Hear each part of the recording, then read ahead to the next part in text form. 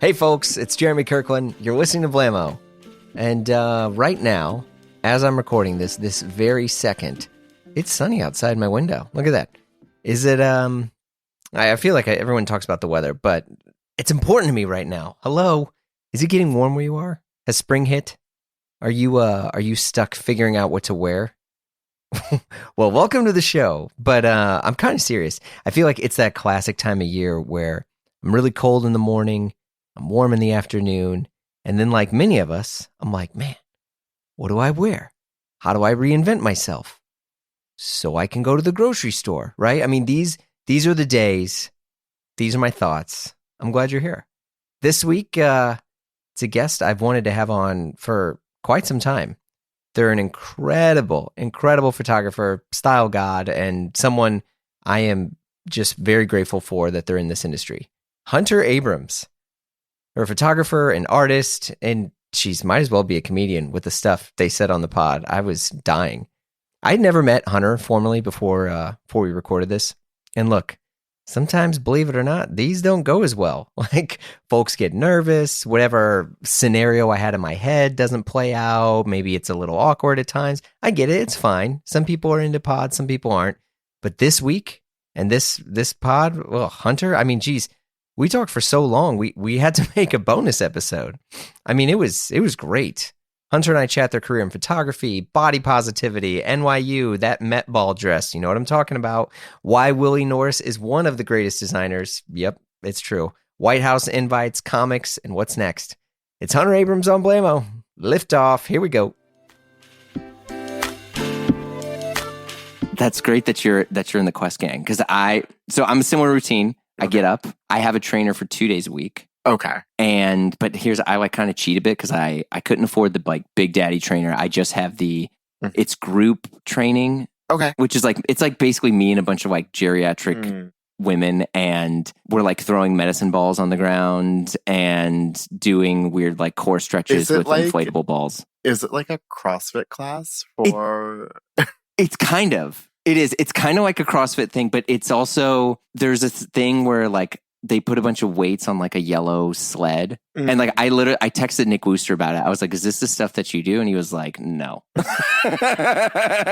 like, no, I don't. I was like, didn't you do a video once where you like pushing some weights across like AstroTurf? And he was just like, no. I mean, he probably was doing it on like a sled, like, but it was like something different. Like, I mean, I use a sled in the gym too. And then my trainer is on like the other side of it and like pushing back at me as I'm like trying to push it. And he's okay. I pride my friend, she's really fucking strong, so it's quite hard. Oh yeah. Yeah.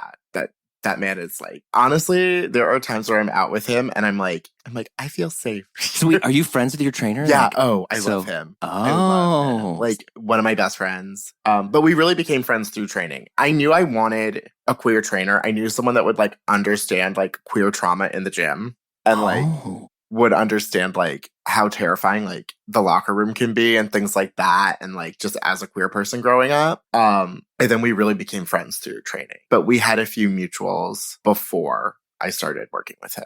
Oh, yeah. So the trainer person that I worked with, they like before we started, they were like, can I hear your story? And I'm like, well, how much do you want to know? Like, what do you want? I'm like, well, I don't, because in my head, I was like, is this just like a sales tactic thing? And the person's known my mom for a long time. Okay. And so I was like, okay, like, what do you want to know? And he's like, well, are you happy with your body? And I was like, has anyone ever answered yes? Oh. I'm serious. It was really heavy because I was like, no. And I was like, I was teased as a little kid. Yeah. I was called all sorts of words I won't use today. Yeah.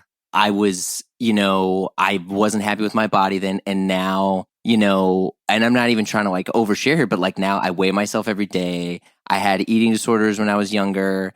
All sorts of like tease stuff where I used to swim with a t-shirt on when I was little. And I remember. Oh, we have so much to talk about. So, no, I remember this dude's older brother, Eric Arsenal was his name. This motherfucker.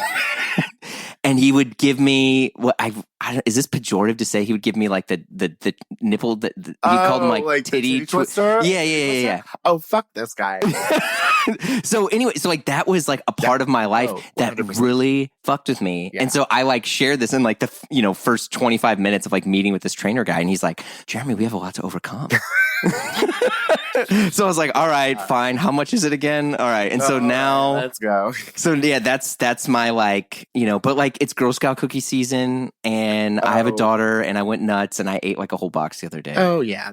So like I always tell myself, because I had this talk with Michael once where I was like, that's the name of my trainer, where I was like, I'm like not eating well, but like I'm not really seeing like an effect on the scale, but like it also is affecting how I feel. Right. And he was like, well, it takes like 2,500 additional calories over what your like caloric intake would normally be for you to gain a single pound of fat. And I was like, oh, I'm fine.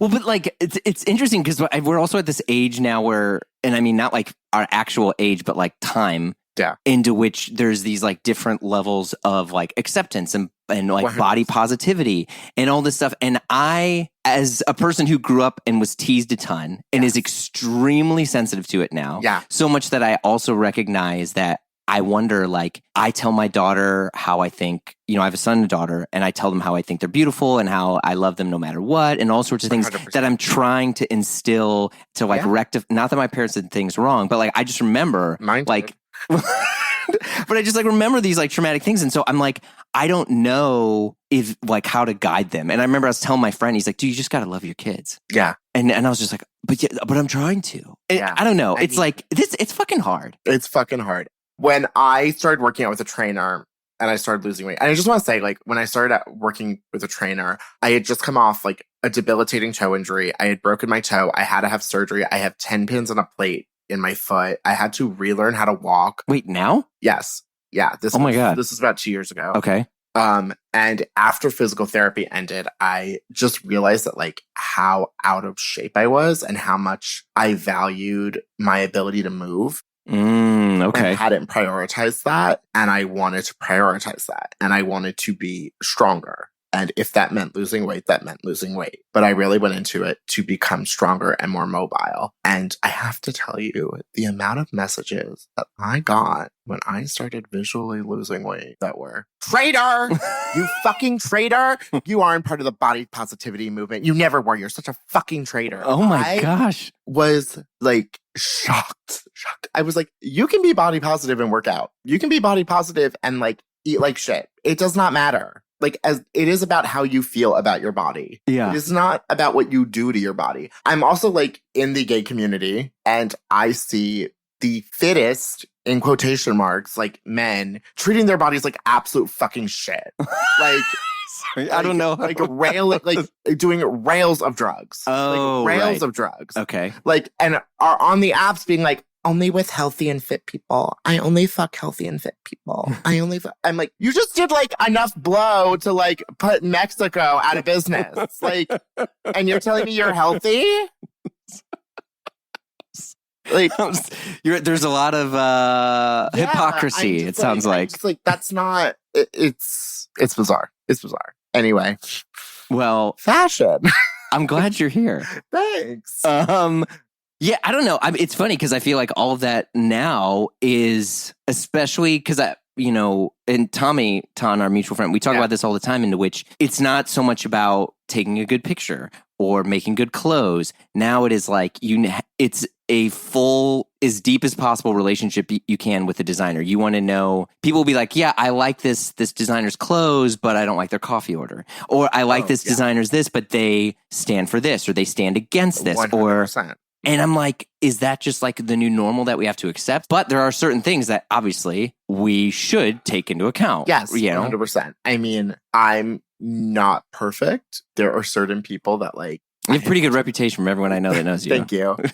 But there are certain people that I have worked with in my career that I like look back on and I'm like, maybe I shouldn't have done that. Like, maybe I shouldn't have like taking that check. But for the most part, I try to be very discerning about who I work with. Right. And twofold, I try and be very discerning about what I buy and like put my financial support behind. Yeah. I mean, there is a designer working right now whose work I love and like obsess over. And I have not bought a single piece because he was once an incredibly huge asshole to me. I get it. And I'm like, and I keep seeing the runway shows, and they are the runway shows that everyone talks about. They top every top 10 list. They're fucking gorgeous. And he since has been a lot nicer to me, but I will never forget him being an absolute ass to me. Did you ever speak with them? No. Say, hey, we got off on the wrong foot? He got off on the wrong foot with about 20 people that day. Oh, okay. So, yeah. He was just, and I understand like a show day or a day where you're having a party for your brand is very stressful. I've been in more stressful situations and seen people handle it with a lot more grace. Okay. And that is when I kind of like start to judge someone and start to make decisions with my wallet about like, no, I'm not buying your clothes. Yeah. Well, let's jump back because you've been shooting for, I think for some people, they're like, oh, they discovered you because of the Met Ball, right? Absolutely. And if you came here through that, that's awesome. But like you have had a career for a while. Yeah. I think I really started shooting somewhat professionally, maybe like 2015, I want to say. Okay. Because where are you from originally? Grew up on Long Island. Okay. So close to the city, about an hour away in Cold Spring Harbor. Were you also a fan of punk rock? No. Okay. No, I was not. I mean, I feel like that's the thing. Everyone's Hole like, considered punk rock? Is Courtney? Hole? Yeah. Is Courtney punk rock? Yeah, I love Hole. Okay. Wow. I mean, it's not like the emo sort of punk rock, but Hole is, I mean, Courtney Love is great. Courtney Love is great. Justin's Courtney Love.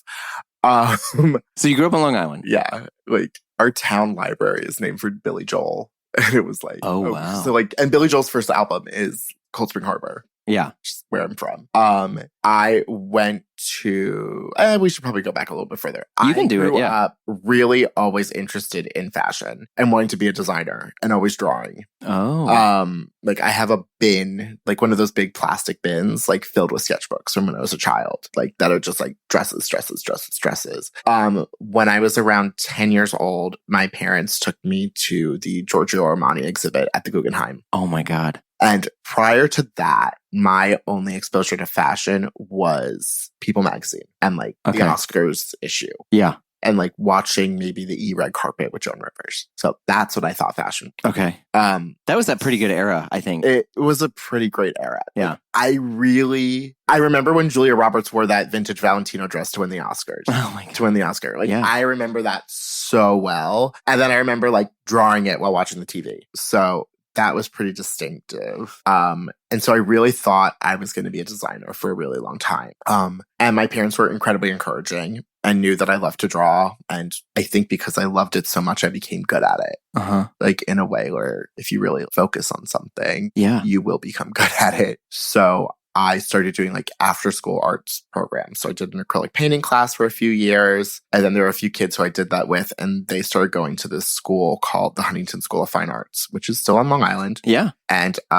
I started doing like the kinder classes there, which were just Friday afternoon. And you would draw in charcoal, and then you would eventually move on to drawing in pastels. I think you started off with like copying images of animals off of photographs. Oh, okay. And then you would do a still life, and then you would do oil painting, and you could do an oil painting of this still. And I like really fell in love with doing oil painting. And then I would kind of bring things in and do things on my own. And I think by the time I was a freshman in high school, I had a meeting with one of the instructors there, because it would have been time maybe for me to like move up to the next class. It's like, you should do the portfolio program. Do the portfolio program. Wow. And I was like, okay. Which is like where you start making a portfolio for college. And I showed him the fashion stuff, and he was like, that's great. That's great that you're interested in that, but like, we're not going to really focus on that. But you should draw from the human body, so you learn about the body. And my first class there, it was also over the summer, they had moved schools. They had moved locations. So I was in a totally new room. And they like were like, I was like, hi, it's my first day in like the portfolio program. They're like, oh yeah. You're like, take us, like, we're going to put you in the round here. And I remember there was another kid, Phil Foligno, who I was also friends with, who had been in the kinder classes with me. And he was also there for his first day. And we get placed there, and it's in the round. and there's a pedestal and a model comes out in a robe and takes her robe off. And I was 14 years old. Oh my God. And I was like, and I just looked at Phil and we looked at each other and we were like, and then Kyle, the instructor who had done my portfolio review, said, we're going to do 10 poses. They're going to be 1 minute each. Start drawing. And I was like, okay. Wow. And I was like, just kind of thrown into the fire. And I would do that 3 days a week, but it wasn't always drawing from the figure. We would do, it really starts off where they want you doing drawing one day, painting one day. So you kind of do an oil painting from a still life, and then sculpture. And you would sculpt a head. You would do a portrait of someone. Wow. Whose head did you do? I think I did a war secretary under Nixon. Wow. I remember I had picked, oh wow, this is funny. I remember they would have like photos for you to pick from, like, tear-outs from magazines. And I picked like Jackie Kennedy. Yeah. But also we'll get to Kennedy. We'll get to Miss Jackie in a second. Okay. And I picked that out, and one of the Joe Mack, who was the founder of the school, sadly passed away several years ago. And he came over to me and saw me sculpting her and said, he was like, is this your first sculpture? And I was like, yes. He was like, you can't pick someone without any wrinkles. He's like, that's too hard. That's too hard. You need someone with wrinkles. You need something to really sculpt. Interesting. And I was like, okay. And he like handed me this photo of this old white guy. And I was like, okay, I guess this is what I'm doing. Wow. I was kind of bitter about it at the time, but he was definitely right. It was so hard trying to sculpt her because like it was just so smooth. Like trying to get her features and keep her looking young was like, I did not have the skills for it at the time. So I mean, how could you at that age? Yeah. I mean, there's no. But from 14 to 18 years old, I like went 3, maybe 4 times a week to Huntington School of Fine Art, like after school for 3 hours each time. Wow. And then actually I would do Tuesday, Thursday, and then Saturdays they would host a double session, and I would come in the morning and I would just stay from like 10 a.m. to like 4 p.m. Oh my God. No. 10 a.m. to maybe like 6 p.m. Maybe it was longer. It was longer. Okay. Yeah, I can't remember like exactly when we ended. And at one point I became an apprentice at the school, which meant it would basically help pay for my classes by like coming early and staying late to clean. So this is huge. So I always love to tell people my first job was scrubbing toilets, and I'm not lying. My first job was scrubbing toilets. Yeah. And like cleaning urinals at an art school. Wow. And so you did this for 4 years. 4 years. So like freshman, sophomore, junior, senior year of high school. And then my senior year, they help you apply to colleges. Okay. And so they have an amazing portfolio program, and they like help you get your work photographed. They help you write your essays. They're also really well known for hosting a portfolio day at the school where they help the kids set up all their work. Like you get these kind of like big pieces of wood that the work gets put up on. You get pedestals for your sculptures. And I showed some fashion pieces. They got mannequins for me, and they bring in all these colleges, and the colleges meet with you and take a look at your work and kind of get to see your work in this environment. And a lot of schools do portfolio days, and there's portfolio days around the country. What makes this special is that like you really get an opportunity to kind of like build a world. Okay. And it was really special. Yeah. It was such an amazing thing to be a part of. And I mean, I'm very, very grateful for it. I mean, it sounds like you definitely live your life with a lot of gratitude towards that. I mean, the fact that like that was a key thing to discuss too is very interesting. It's wild because I think like I went to NYU after this, and I dropped out after a year. Well, so I think it was almost because by the time I went to NYU, I was sick of school, and I think I was just done. You saved a lot of money. I also think, well, yes and no. Okay. I know how to blow money. There's one thing I'm good at. The other thing is that I really feel like it taught me almost everything I needed to know. Like everything I needed to know about color theory, composition, like balancing an image, like shadows and like the contrast between shadows and highlights, like things like that. Like I learned all of that there. And I like to the point when I got to NYU, I almost felt like I was being held back. But also by the time I got to NYU, I was really interested in photography, and the studio program there, at the time, the photo program wasn't very technical. At least the classes I were in. Like the black and white program, like they're not going to teach you about lights. Like you're learning how to develop film. You're learning how to get your photos in focus. I remember I got a B in that class because my teacher was like, you don't know how to focus a camera. And I was like, I'm focusing the camera. And finally, on like one of the last weeks, he was like, can I see your camera? And he like shot off a roll. I developed it. And he was like, yeah, your lens is fucked. He's like, oh, no. You are focusing. You are focusing. They're just not coming out in focus. Okay. And I was like, are you fucking kidding me? I was like, this whole time. The whole time? Thank you, Sally Field.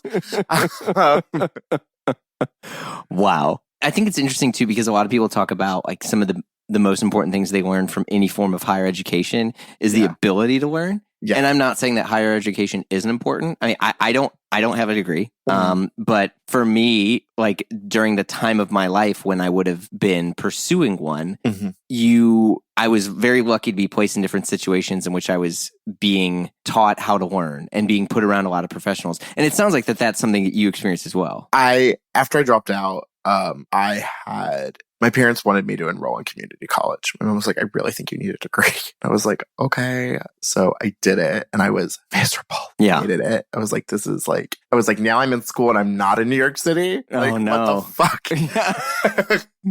And also at the same point, my mom was like, you need to get a job. And I was like, cool. And so I was applying to like Starbucks and McDonald's and things like that. Did you work at Starbucks? No. Okay. I was going to say, I worked at 6th and Waverly. One day my mom came in and was like, your dad's receptionist is out sick. Congratulations, you have a job. And hey, there you go. I became the receptionist for my father's engineering office. And the things that taught me were just really how to not kill yourself. And like how to get through situations that are extremely unpleasant. Okay. But also how to communicate and how to read people and like how to kind of so you're getting your street smarts. Yeah. It definitely taught me that me and my father should not work together. I think many people find that, at various points in their lives. Are you guys good now? Yeah. Okay, so good. Water. In the grand scheme of things, we are great. So no worries, people. Water under the bridge. Yeah, water under the bridge. Okay. Yeah, we're great. That's great. So where does photography come in? So you're a receptionist and you're like... at a certain point, I discovered style.com. Hello. And gold mine. That was like... were you watching like... Tim Blanks? Yeah. That's father. TV. Like... That's my TV. People say Tom Brown's their TV. Tim Blanks is my Tim TV. Blanks is the TV. Yeah. I just want to like fast forward it a little bit. Please. When I shot two covers for the first issue of Perfect with Katie Grand, and I saw that she made Tim Blanks one of the covers too, I cried for like 2 hours. Because that is like... The burning of style.com is like fashion's burning of the Library of Alexandria. Wow, what a take. Like the amount of like knowledge and information and just beautiful things that were lost by that site, like being turned off, is frankly like abhorrent. Wow. I mean, I definitely agree. I think there was a certain age. So I'm 38, and I think I came up in an era of information wasn't one. It was mostly honest and true, and it wasn't clouded by tons of advertising. Yeah. And so I could go to a site, I could read an article.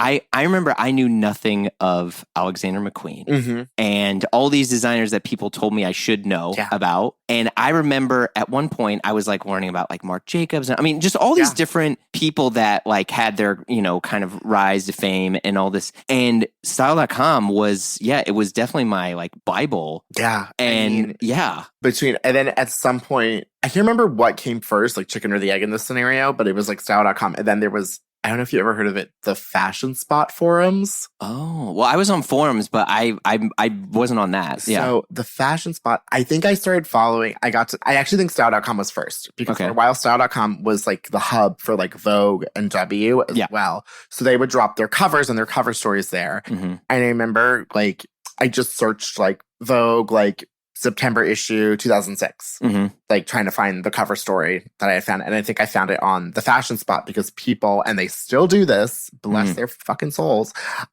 scan in the magazine from like cover to cover. Oh. And like all the content, they take it apart and they either scan it in or they like take the digital PDFs and they like screenshot it and they post them. I was in like a private group that I had found through like, it might have been like Style Forum or Dig or like a Reddit or something where people would trade magazines. Yeah. And then I was also doing the same with Japanese magazines and I would actually pay this person to translate the articles for me. But like, yeah, my like PDF treasure trove of all of these like fashion magazines that I couldn't get or I couldn't afford. It's like, because I was like, I was never pirating music as much as I was pirating media. Oh my God. Yeah. Kieran Roydfeld, Franco Solzani, I am so sorry for stealing your work. I am so sorry. I'm so sorry. I mean, but I think like that stuff's so important. And I have a lot of sympathy for people at this age now in which, sure, you have podcasts, you have TikTok, you have all these different things, but like so much of it, I feel like isn't always true. Where you're it's not like, seeing taste. We're seeing like people's taste like filtered through like the eyes of like some of the most incredible and most talented like image makers, writers, editors, everything. And like that just like doesn't really happen on the internet in the same way. No, I mean, because there's still criticism, but it's mostly empty. I mean, to hear 100% Tim Blanks or read Tim Blanks like speak why this person was significant and connecting the dots. And, you know, I mean, I didn't know about the Antwerp Six. I didn't know about any of these things. I was trying to find something the other day. Yeah. After the Margiela show. Okay.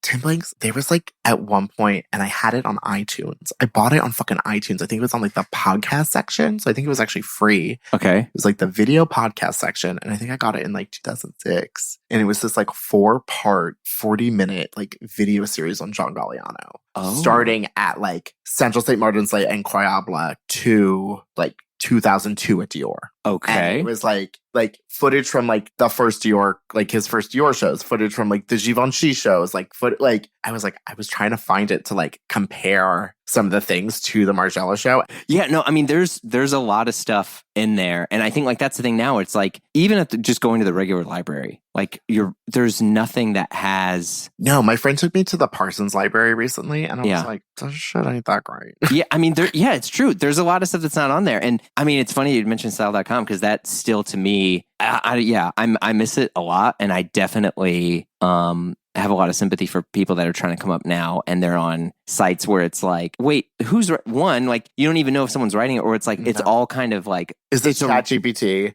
Is this like written by an advertiser and like, exactly. and then like an editor just sign their name? Oh heavens! Yeah, I mean, it's getting easier to tell that. Actually, that's actually getting a little bit easier to tell, at least to my eyes. Well, that's good. Maybe because I've shot for some of them, so I know. Yeah, I was gonna say. I'm kind of like, I see. Once you see one, you can kind of see them all. Yeah. But yeah, the start, like, I actually, so fast forward, I eventually left my dad's office and stopped working for him, and I quit. I met Lynn Yeager on the street. Oh my God. Okay. And I used to photograph Lynn a lot.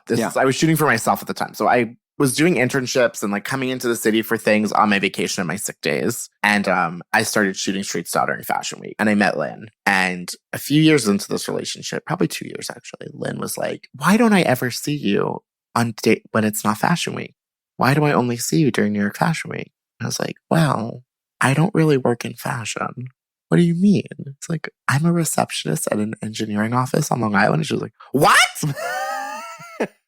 Child, you have to leave that job. You can't do that. Right. You can't do that. You belong here. You can't do that. I was like, no, I'm like really concerned about money. Like, I don't have any training. I don't have any like education. She was like, you'll figure it out. We all do. Oh, bless her. And that was September. That was September 2014. By February 2015, February 2015, it was Europe and like New York Fashion Week were approaching. And I was like, I looked at my bank account and I was like, okay, I saved and scrimped the last like 6 months in September.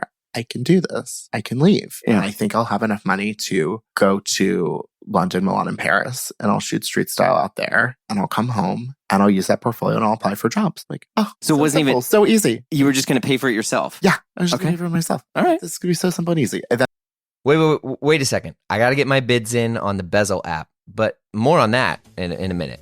I get all sorts of emails and questions from you all, which I love to read and respond. And one thing I constantly get, and even read in the Blamo Slack, is what watch should I buy and where should I get it? It's a wild world out there with all sorts of websites and shops, but I go to Bezel. Bezel is the trusted marketplace for buying and selling your next luxury watch with expert in-house authentication on every purchase. First off, folks, it's getbezel.com. That's getbezel.com. But I use and recommend Bezel because it's the best of both worlds. You can go to the site and browse a marketplace of luxury watches, over 16,000 of them, by the way, which is a lot. And I know that Bezel is going to authenticate your purchase. Or you can create an account and get connected with your own private client advisor, called the concierge. Because look, making a watch purchase can be confusing, especially when you don't know all the reference numbers. When was this made? Did they use ceramic then? Is it a triple lop, dingle dop? What the heck? I don't even know. But they do at Bezel, and they're here to help. Concierge, baby. Look, if looking for your watch to mark a special occasion, or maybe you're just doing research, right? They even have their own journal where you can learn all the ins and outs about Bezel and the brands and all the stuff that's happening right now. But back to my bids. Yes, Bezel now has auctions, and not just any auctions. They got Rolex, they got Cartier, they got Audemars Piguet, all the big dogs and more. So you can discover, bid, and know the Bezel team has got your back with verified in-house authentication. So visit getbezel.com on your smartphone or computer. Bezel, the trusted marketplace for buying or selling your next luxury watch. Like, guest of a guest reached out to me and was like, will you shoot for us? And I was like, well, I'm already doing all this. They're like, great, we'll pay you like $100 a day. And I was like, amazing. By the way, if anyone ever offered me that amount of money now, I would piss on them. Yeah, I was going to say it's not a lot of money.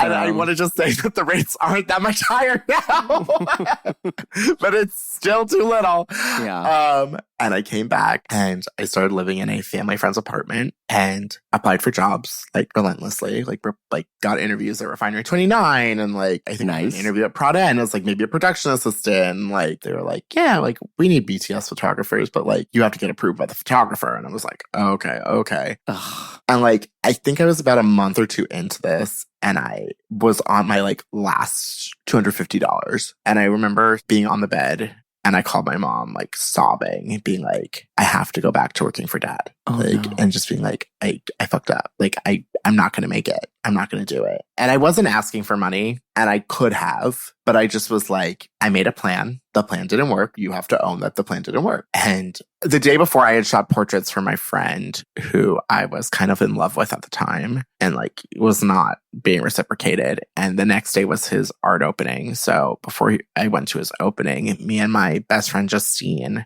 went to Gemma at the Bowery Hotel to have a drink because it was around the corner from where the exhibit was.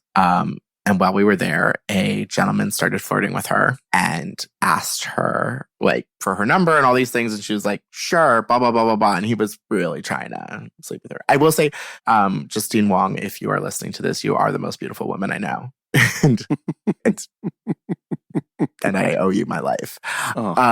Anyway, at some point, Justine went to go to the bathroom and he realizes that maybe to get into her graces, he should talk to me. And he started talking to me and he's like, what's your story? And I was like, well, I'm trying to be a photographer, blah, blah, blah. He's like, trying. You are. Like, don't say that. I agree. And I was like, thank you. He's like, so what's this trying bullshit? It's like, well, I don't have a job. And like, well, and he's like, can you hold a camera? Do you have a flash? I was like, yeah. He's like, do you want to shoot for BFA? I was like, yeah. I was like, can you give me a job at BFA? He's like, well, I can get you an interview. And so he emailed Billy Farrell, the founder of BFA. That's what it stands for, folks. And Billy Farrell Agency. And he lied to Billy and told him that I was his cousin, which I only revealed to Billy like a year or two ago that I was never his cousin. Oh my God. Okay. Because Billy brought it up in one of my reviews that like, he was like, I'm just so happy your cousin emailed us. And I was like, Billy, I was never his cousin. He did that to sleep with my friend. Oh my God. So, and like a week or two later, I had an interview and a week or two after that, I had a job and I was shooting for BFA. And then it all kind of came from there. Oh my God. Yeah. When did you learn that you were good? Like that you were talented at photography? Because I know a lot of people who are, I'm air quoting the word photographers, because I don't believe that like you're trying. You are, you aren't, right? That person, that individual, they were right. But there's an ability to compose, which I think you either have or you don't. Like I had a Leica. I had all the gear. I can take pictures of my kids. I can do that sort of stuff. But to compose and compose well and to make someone feel something from a picture who doesn't know the subject, right? I want to be very clear. This isn't like I can make people feel a certain way when I take a picture of my kid because they know my kid. But to make someone feel something who doesn't know the subject and to be able to compose that in a frame is an extremely rare skill that you have or you don't, and you have. Thank you. So when did you know you had it though?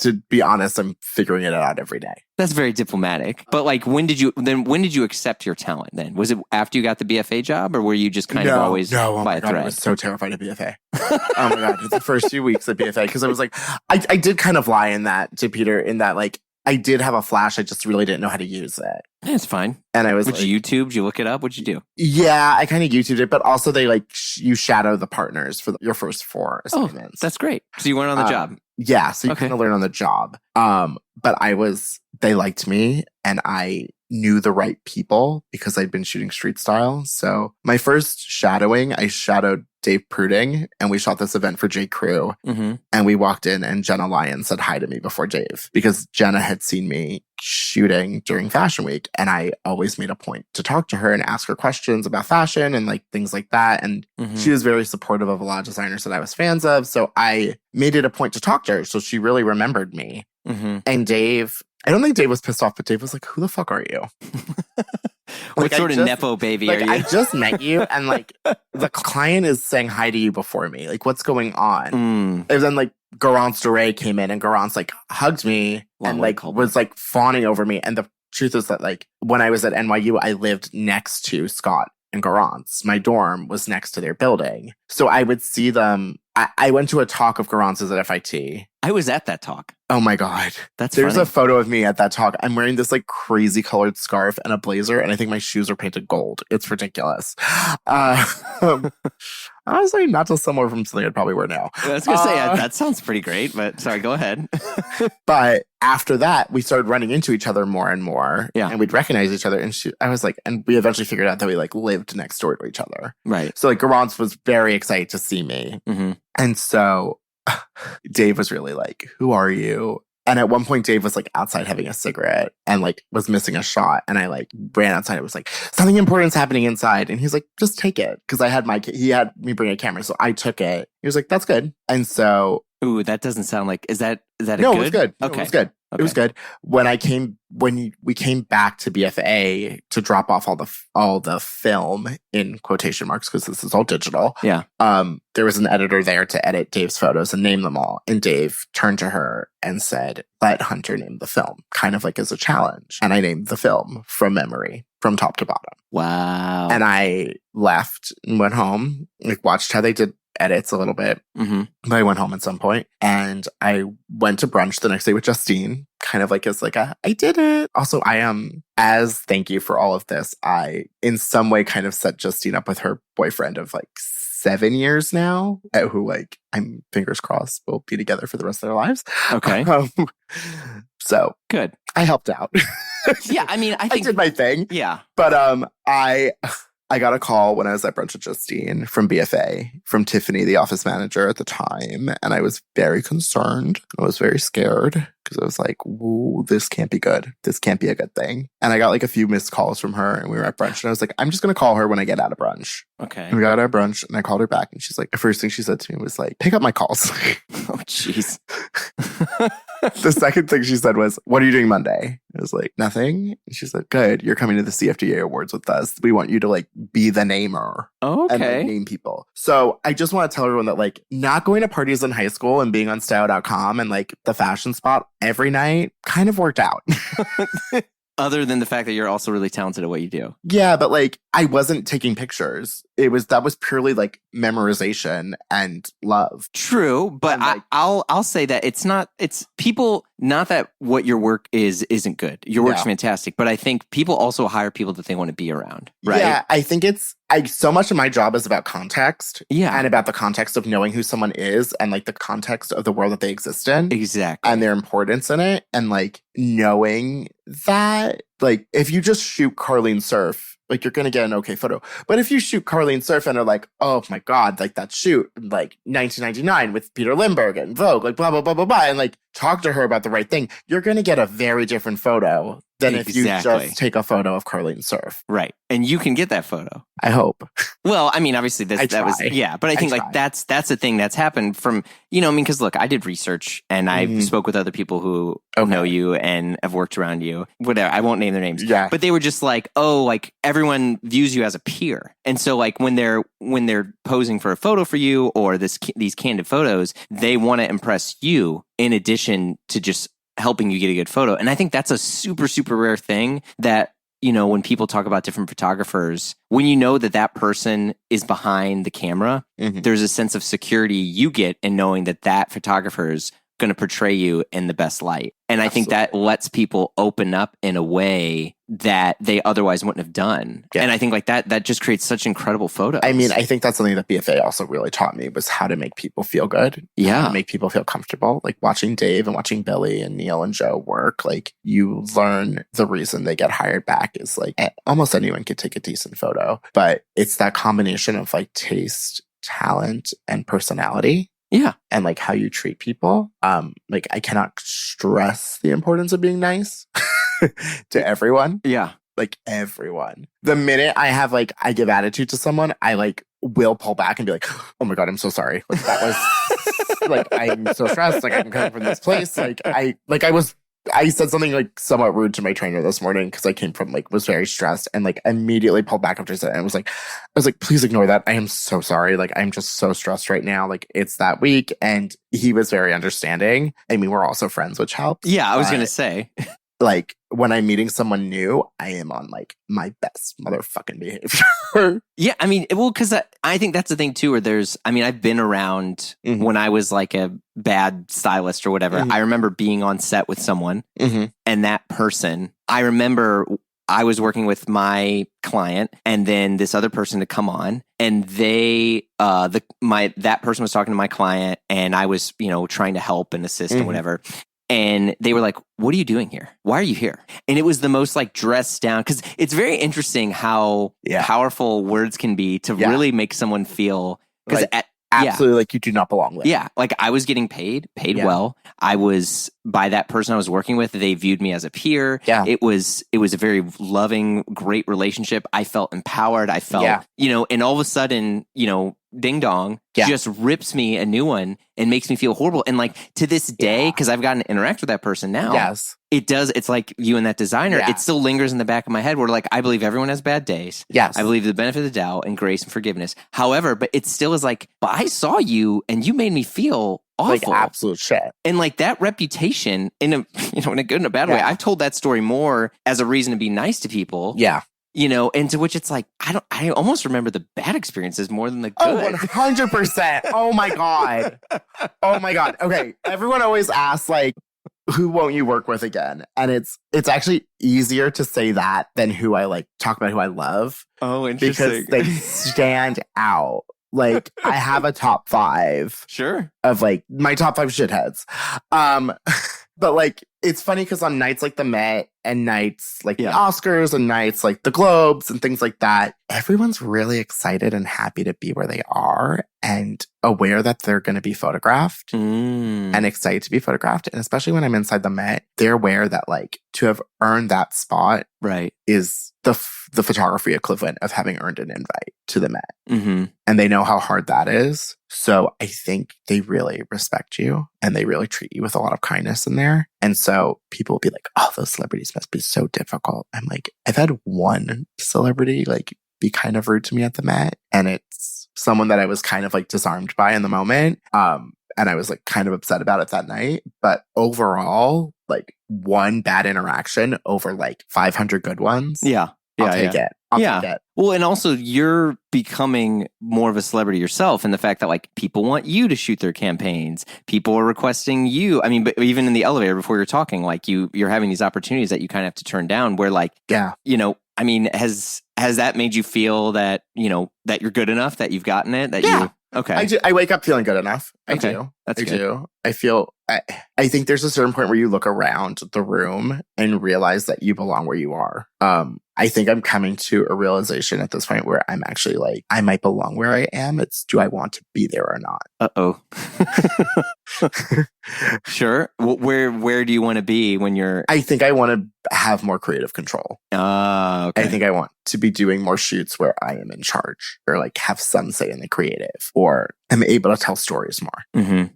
Or just make work that is more interesting to me. And maybe it's about people that like aren't necessarily always highlighted by fashion. Okay, go on. I don't know. I mean, obviously I am queer. I am gender fluid. It means that I'm not male. I'm not female. I'm not non-binary. I'm whatever I want to be that day. Okay. Really. Or whatever I feel like being that day is really, or whatever I'm feeling that day. Okay. Most of the time I'm presenting like he, they, and sometimes I'm presenting she. Because even on your Instagram profile, you basically acknowledge all pronouns. Yeah. Yeah. I was like, all pronouns, as long as they're said with respect. Which I think is very important to emphasize. If you call me like she, her, and you're mocking me and you're mocking my gender, that's very different than like she, her, and you're like celebrating me. Yeah. And like respecting me. It's a very different tone. Yeah. And I think like fashion has gotten a lot better at it.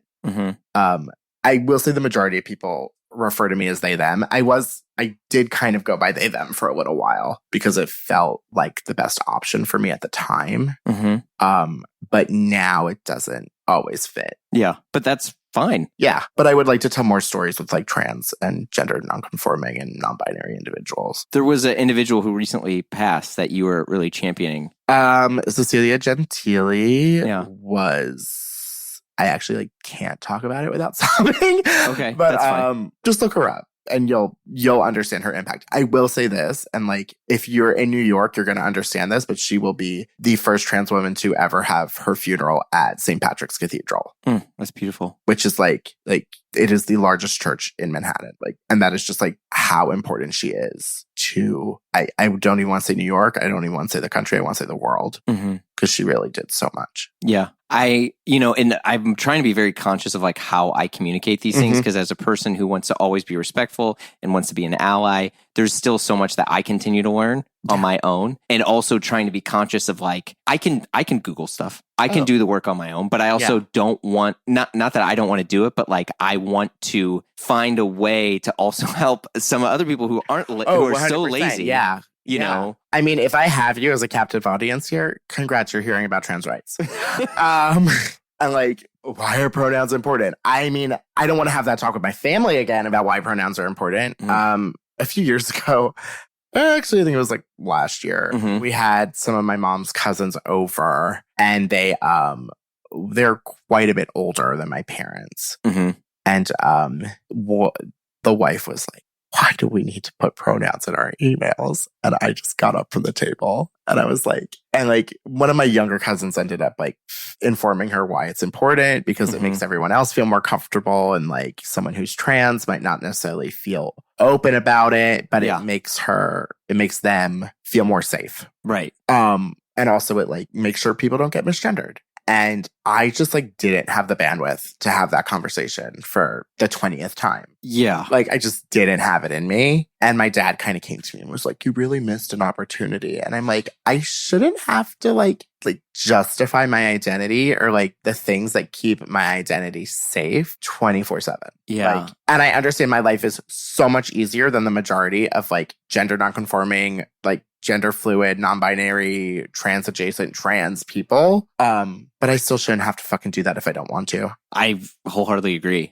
I think like that's as someone as just like a white cis, male, like for me, like there's so much stuff that I have never had to deal with at all. And as someone who's also, I was, because I loved clothes when I was in high school, I was called the F word all the time. I was called all these things that like I was also confused at different times in my life about what was that, because I'm like, well, I love clothes, but does that mean this or that mean that? And I think all of those things are perfectly normal and people trying to understand who they are. 100%. And people should find ways to be able to this accept idea that. That like that like caring about self-presentation or like is gay is so funny to me because now like with TikTok and like I see these, I don't even want to call them teens, but like these tweens that have like TikToks that are like tween like bodybuilders and like they're like, oh, it's okay. almost like all they care about is like the aesthetics of their body. And I'm like, if I had shown that I cared this much about my body as a tween, I would have been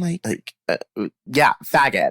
Like, just Right. say it. Just say it. Right. Like, they would have said it.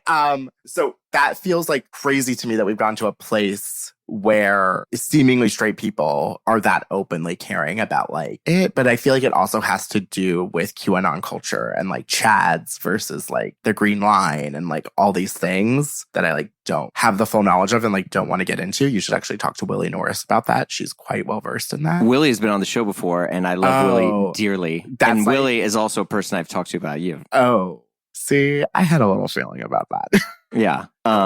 Yeah, I love Willie too. And I think, I mean, I'm a huge Willie Norris fan. I think this is no shots at Outlier, but I cannot wait to see what the next part of Willie's career looks like, where she goes, what happened. I mean, I don't know.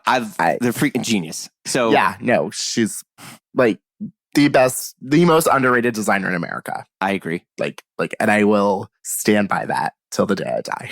Yeah. I mean, I think what's really cool too is like us to like brag about how much I love Willie. The fact that she's been able to take these overtly masculine, fucking strong, big dog, whatever thing, and find ways to make all these people compliment me on my Willie Norris t-shirt at the gym, who are people who I don't know if they would be complimenting me on it if they understood everything. If they knew that it was designed by like a trans woman. Yes. And I think that is the coolest fucking thing ever. Like when you think about like accomplishments in fashion where it's like, you know what? You became a designer so good, you're transcending your own identity. 100%. You just made something so beautiful and so great on a t-shirt. It's that I'm like working out at the gym in it because, by the way, I love it. Not because it's just like a ratty t-shirt. Like, you can like, if that's what makes you feel hot and is going to give you the best pump and like make you feel the most like ready to take on the gym, then that's what you should fucking wear. And so I got a Willie. So my dad is in a, I gotta be careful how I talk about this because my dad's not doing that well. My dad's in an assisted living facility. Okay. And I got my dad, I like love getting my dad clothes, and he's gotten really small. Like he's just kind of gone, he's frailing. And anyway, I gave my dad a Willie shirt.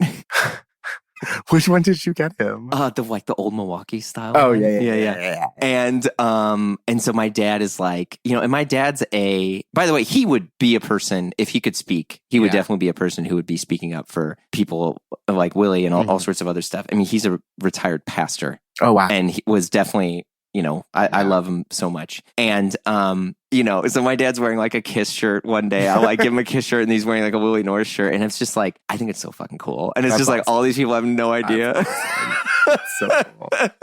But I don't know. But anyway, I mean, huge fan. On the topic of like presentation and Willie, I think most people know me through the Met. Agreed. And I think most people know me from my viral moment. The blue dress, green, or like peacock looking sort of, kind of like peacock feather, almost inspired. There were no peacock feathers harmed, no peacocks died in the name of my look. Although, who knows? Maybe this year.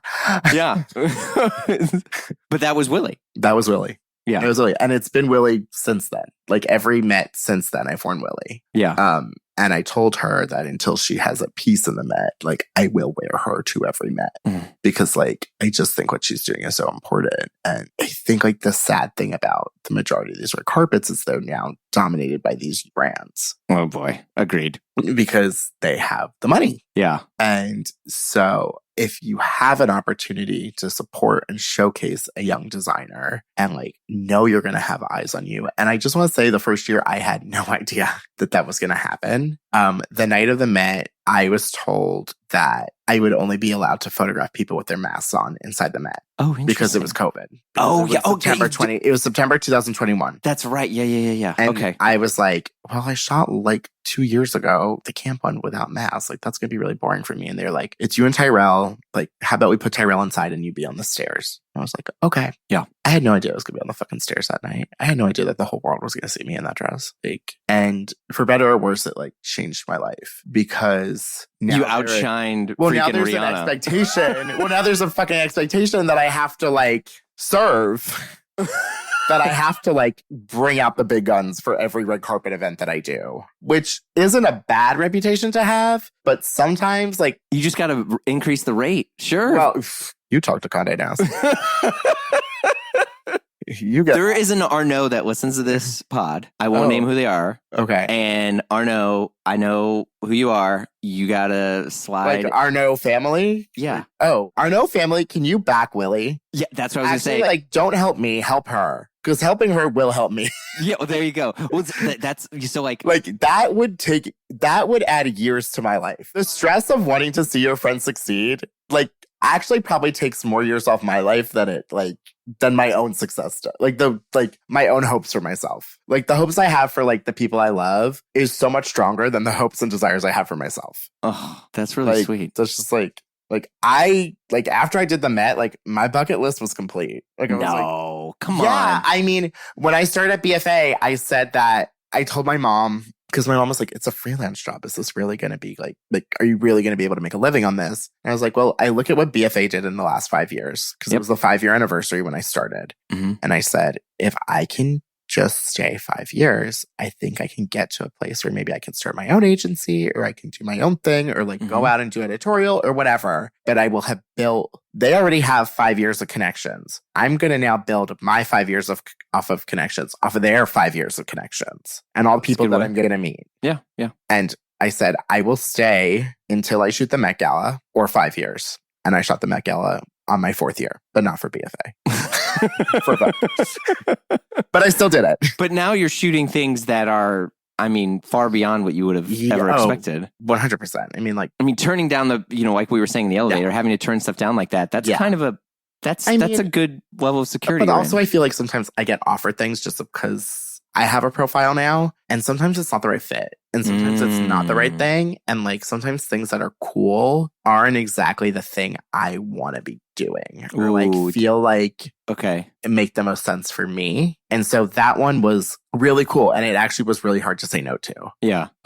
Like also the money was great. I was gonna say, do you have to do the kind of like one for me, one for them thing now? Sometimes. Yeah. Sometimes I do. Sure. But other times it's kind of easier than you would think, because I kind of have to look at like, I mean, I don't have an agent. I don't have a manager. You know what? Also, if anybody would like to do that, that would be lovely. Would love that. So at this point, I'm kind of doing this all on my own with the help of an accountant and the lovely app called QuickBooks. So... Oh, Intuit, how I hate you, but I use you too. Yeah. Stupid $60 a month. Jesus, ring dings. Stealing from me. But they do make things a lot easier. Yeah. I will say they make things very easy. But anyway, so I kind of have to look at the overall vision and say, does this make sense for me? And how happy am I going to be on this job versus how happy is this money going to make me? Oh, wow. Okay. And like, I kind of, what's that saying that like says you operate with an abundance mentality, like, first off. Money doesn't like give you happiness, whatever that fucking thing is. That's a fucking lie. Money makes your life easier. And like having an easier life does make you happy. Sorry. Yeah, I agree. It does help. But at a certain point, how happy, there is only a limit. There is a limit to how much money can make you happy. And there's also a limit of how much bullshit I can take on a job. And I was like, I can see that this job is going to have just issues. Like, it's just going to be difficult. And I'm not talking about like the actual shoot. I'm talking about like communication, access, dealing with the client, dealing with the subject, dealing with logistics, dealing with travel, like all the things that aren't actually shooting the job are going to be hard. And at a certain point, it becomes not worth it. Yeah. And it's hard to say no to things like that when the money is good. And especially when like I do operate from a place of like, I could always say yes to more money. Like I wouldn't mind like like being a little more comfortable in my life. Sure.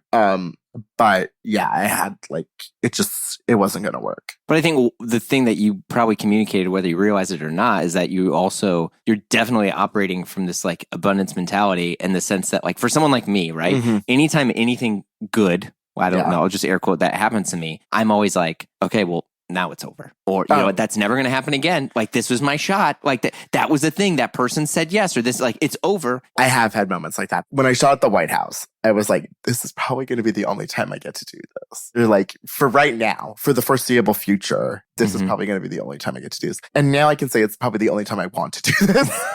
Not really a big fan of Biden right now. Not a fan of Trump either. But there was a moment there where things were looking great. So I was enjoying, I was really proud to get to do that. And it was really special. And it meant a lot. Also because I got to bring my mom. I got a +1. Oh, and now that is and I was at a certain point I was like, maybe I'll bring a photo assistant or like a second shooter. Yeah. Like maybe I should bring like my friend River. And at a certain point I called River and I was like, I know I called you and asked you if you were free to this, but like I can't even guarantee that you'll be allowed to bring in a camera. Would you be upset if I brought my mom? And they were so kind about it. And they were like, honestly, it doesn't feel correct for me to go if you like have the chance to take your mom. And so I got to bring my mom to the White House, which was really cool. Oh God, if you want to make me cry, make me talk about my mom or Cecilia. But I think it's very interesting how all of us have this inherent desire to please our parents, whether they're good or they're bad. Oh, yeah. And to this day, and this is the stuff that like, fuck, I'll end up crying where it's like, my dad can't talk anymore. He can't do any of these things. I love him more than anything in the world. And I still want him to be like, I'm proud of you. Oh, you know, and it's like you want that feeling more than anything ever. Oh, yeah. And I mean, I didn't graduate college.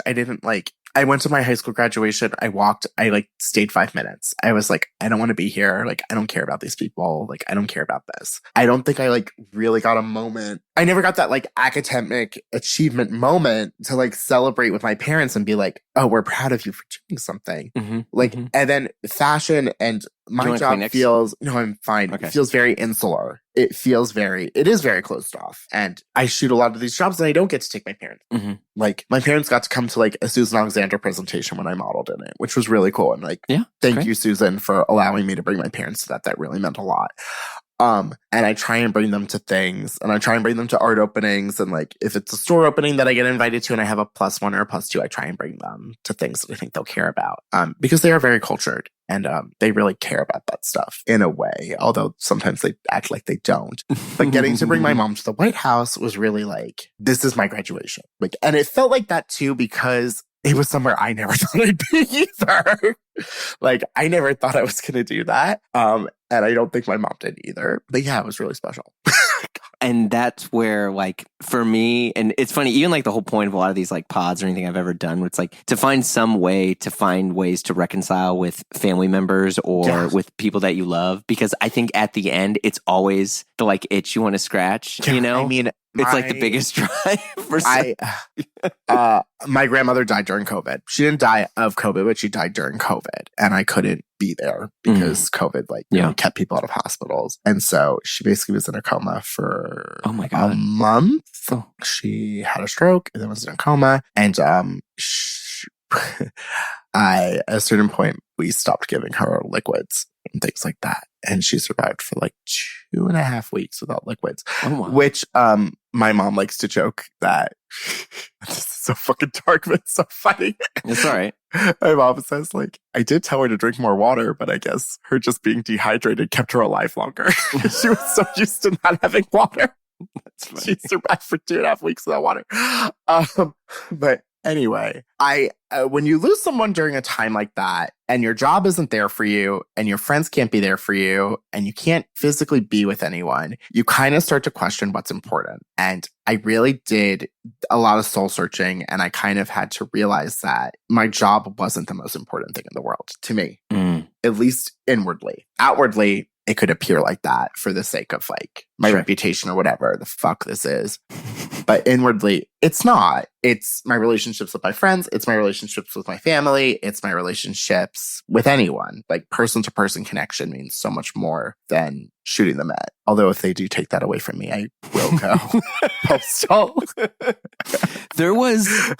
So I take no credit for this, but a really good friend of mine, there was a point in my life where I can get very narrow focused on certain things. And when that happens, I can push people away. I can be almost too driven. It's like a superpower, but I get 100%. Kind of consumed by it. And I remember reverse ADD. Yeah. And a friend like pulled me aside and was like, look, like, Jeremy, I understand you want to do this, this, this, and this. Yeah. But like at the end of the day, you have to ask yourself, whose arms do you want around you when the world ends? Yeah. And to this day, it still sits with me when I'm having a bad day. I'm like, okay, whose arms do I want around me when the world ends? And it's not that it's a pessimistic mentality, but you're just like, when you realize that your relationships are really who you're going to be defined by. 100%. You're just like, oh, maybe that can help remove the frustration I feel that A didn't happen or B didn't happen the way I wanted or all that, and it has helped me be a little bit more calm in situations that have really felt out of my control. 100%. And I think about that a lot. But it's hard because there's also, because of social media, which is like this blessing and a curse at the same time. You get this feeling of like FOMO and like you're comparing yourself to everything. Oh my God, I know. I mean, I am so happy that I'm not a teenager right now because I feel like, again, like body issues, the internet, like, God, like, I feel so happy that like my prefrontal cortex is like developed at this point. I know. I think about that for my wife and I talk about that all the time with our kids, and I'm just like, we're fucked. And I'm like, okay, what do we got to do? How do we make Harriet like a strong person in her identity? How we make, it's just like, I don't know. Yeah. I mean, but that's. I would love to like start a support group for parents in some respect because I'm like, I know so many parents who feel that, who just are like, I don't know how to parent my kids in this age of like technology and social media and things that, frankly, they didn't have to deal with. Yeah. And I mean, I remember when like I had AOL Instant Messenger. Fuck yeah, I know what it is. And my mom. What was your screen name? I don't remember. No, you do remember. I don't remember, but I remember my best friend at the time, Austin. His was Bubbly Cats. Mine was Vitamin J26. I thought I was super cool because of Vitamin J. Like, I feel like it was awful. I think my dad made emails for me and my brother when we were little on AOL. And I think it was like, I love Batman and I love Superman. And I was Batman and my brother was Superman. And I do love Batman. Batman's fucking sick. I'm Batman over Superman too. Yeah, absolutely. He chose to be a hero. Right? Thank Superman you. Was born that way. Yeah, and Superman. Also, like no disrespect to Gaga, but like choosing to have the responsibility. Like I'm gonna pick the one who chose. Oh my God, bars. I agree. I wholeheartely agree. That's right. You just summarized why comics are some of the greatest stories ever written. Yeah. Oh my God. Specifically, Batman. One of my neighbors growing up on Long Island was a comic book collector and gave me a few like Silver Surfer issues. Wow. And I think I have like one of the copies of like the last original one published. Those might be up there. They're somewhere. You got to get them like graded and stuff now. God, they're in like. I had comics. I loved X-Men and I loved the Robin series, Cry of the Huntress, which I still remember because I would read it every night in bed with my little. I had a pen. Did you have the camp light? No, I had. So I had this little pen and it was like a secret pen. Okay. And if you double clicked it, the where the pen would come out was actually a light. Okay, that's fucking sick. bring back the Brookstone catalog. Yeah, I know. So I was like, don't worry, I don't have a light, just this pen. Okay, I'm about to drop something, which is that I feel like TikTok Shop might be the new Brookstone catalog. Really? There's been some weird stuff I've seen on there. I've nearly bought a Stretch Brookstone Armstrong. catalog was weird shit too. Yeah, you're right. I almost bought a Stretch Armstrong the other day, and someone's like, a new version of a Stretch Armstrong, and I'm like, I kind of never really got that. We couldn't afford it. And I was like, should I get it? And I was like, what the fuck am I doing? It's like 2 in the morning. That's go to bed. That's me on Grailed at 2 a.m. looking at like Raph or Calvin shit, being like, do I put an offer in on this $800 sweater? That's eBay, I think Grailed, and a couple other things are the only things I have like screen time alerts on. But then I get like cocky and I'm like, yeah, I'm going to put in an offer for $200. And then they respond back and they're like, you're a fucking asshole. Why would you do that? I'm not going to sell this to you for $200. Fuck you. I've done that where you wake up and then you see the transactions were approved, and then you're like, oh, I don't know if I really wanted that. Well, I usually just put it on a credit card that's almost at its limit in case it doesn't get approved, in case it goes through and I actually don't want it. Yeah, there you go. It was denied. Oh, it was denied. Too bad. Oh my God. God. As your career is growing, do you feel that your role, not that you should be limited to one thing, but do you feel like that your role is more in this? Because when we first started, you were talking all about the Huntington Arts. Yeah. And do you see yourself going back to a thing like that? Like being an educator? Well, more of like a mentor and educator. I consider myself one now. Oh, touche. Excuse me. Yeah. I definitely have like, in the grand tradition of like queer families, I definitely consider myself having like children or like kids that I look out for and want to succeed. And if that means that I have to introduce them to someone over email, or I just am constantly hawking them on Instagram, like that is what it is. Like, and I consider that its own form of mentorship, because you're kind of looking out for someone and saying like, hey, I was very lucky to get all this attention put on me. Like, how can I spread that and like lift up the people whose work I believe in and who I love? And like, I think that's like something that maybe is like more talked about in like queer relationships and queer family relationships, because it's kind of like well, you pay it forward. I think that's really beautiful, and it definitely is something that I don't think people do very often. I mean, yeah. If I can't take a job, I send people like a list of 5 to 6 other photographers to hire. So there's no friendly competition. There's no sort of... Oh, there's competition for sure. There's competition for sure. But there's also people like, there's support and there's competition. And if I can't do something, why shouldn't someone else do it? Yeah. And why shouldn't that someone be someone that I love and believe in? I mean, one of my very close friends is getting married in a few months. Okay. And like came to me and was like, I need like in an ideal world, I ask you to shoot this, but I want you to attend my wedding. And I was like, say no more. Like, here's a list of like 5 to 10 people I think would be great. Like hire them. Like, where do you think like that mentality coming from, of the sense? Because that's how I got started. Yeah. Because that's really what happened to me. Right. Okay. I started, at least my backstage career.